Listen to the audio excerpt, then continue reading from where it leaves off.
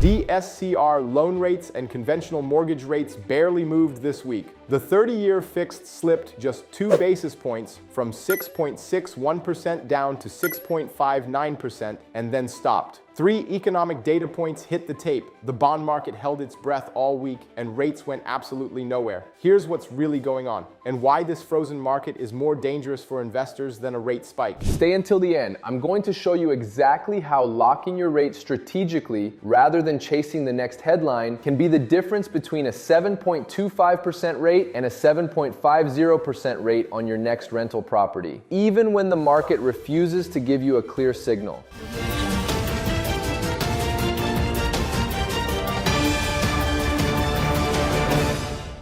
The jobs report, shadow, why the entire market hit pause this week.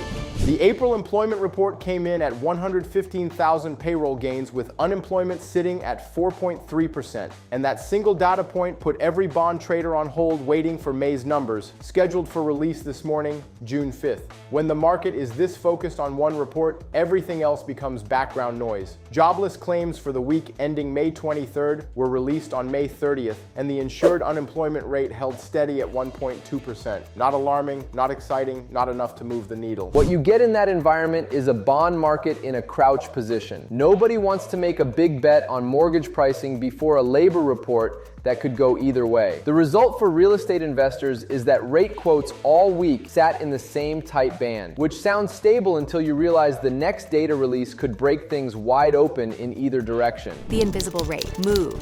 How stability is both a gift and a trap. From May 29th through June 4th, the Mortgage News Daily Rate Index bounced between 6.56% and 6.61%, a range so tight you could blink and miss it. On June 3rd, rates ticked up to 6.61%. On June 4th, they pulled back to 6.58%, and by end of week, they settled at 6.59%. That kind of micro movement is genuinely useful for investors trying to model DSCR deals. When rates aren't whipping around daily, you can underwrite a closing, lock in a DSCR loan, and trust that your numbers aren't going to blow up between contract and closing. The catch is that this stability is artificial. It's not driven by improving fundamentals, it's driven by a market waiting for permission to move. A strong May jobs number this morning could push rates back towards 6.65% or higher by next week, while a weak number could finally give us the break below 6.50% that investors have been watching for all spring. The rate update, the major economic indicators and how they're affecting your wallet. 30-year fixed mortgage rate started at 6.61% and ended at 6.59%. DSCR loan rates are typically 0.75% above conventional, which puts them at approximately 7.34% this week, essentially unchanged. That flat movement means your financing costs held steady, but they held steady at an elevated level that requires careful deal structuring to protect cash flow. Your move, lock now or keep gambling on a jobs report surprise.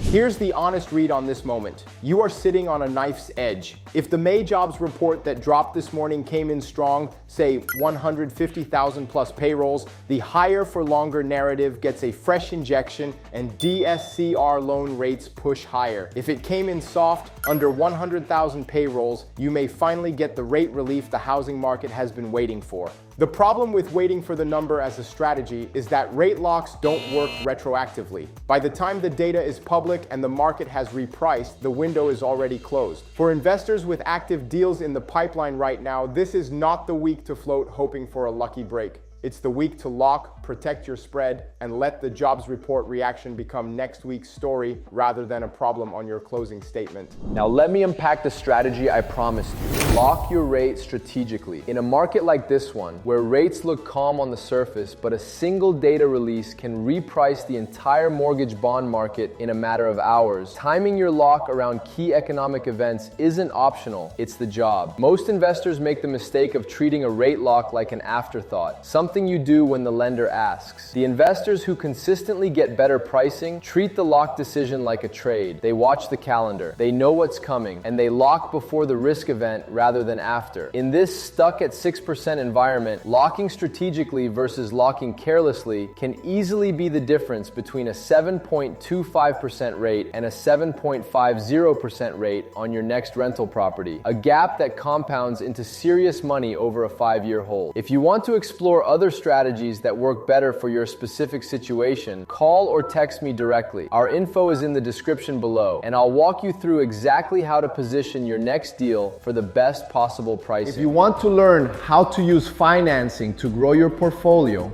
check out my DSCR Loan Tips and Tricks playlist. Inside, you'll find powerful strategies, lender insights, and real-world tips to help you close more deals and maximize your cash flow.